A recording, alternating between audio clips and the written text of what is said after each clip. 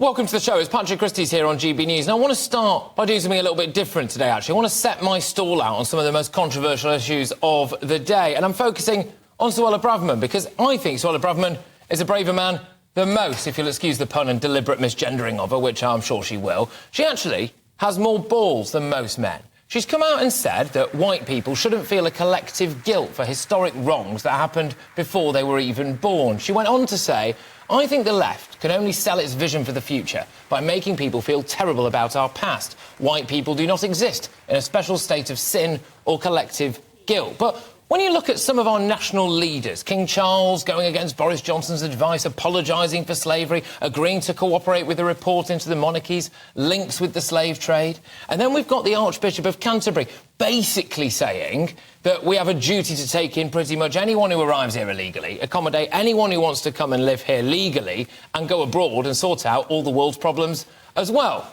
Where does that kind of thought process come from? I think it comes from that sense of unnecessary guilt that Braverman was talking about.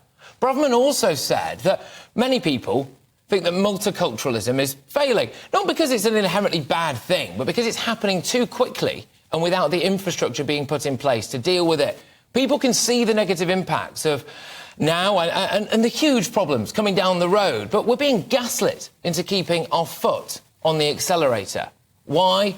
Because there is a sense pushed onto us that we just have to accept this as penance for our historic wrongs, to prove that we're not an intolerant society with archaic views. I say we should get rid of this guilt and stand up for our country, stand up for what we've got and what we don't want to lose, a shared culture, a shared history.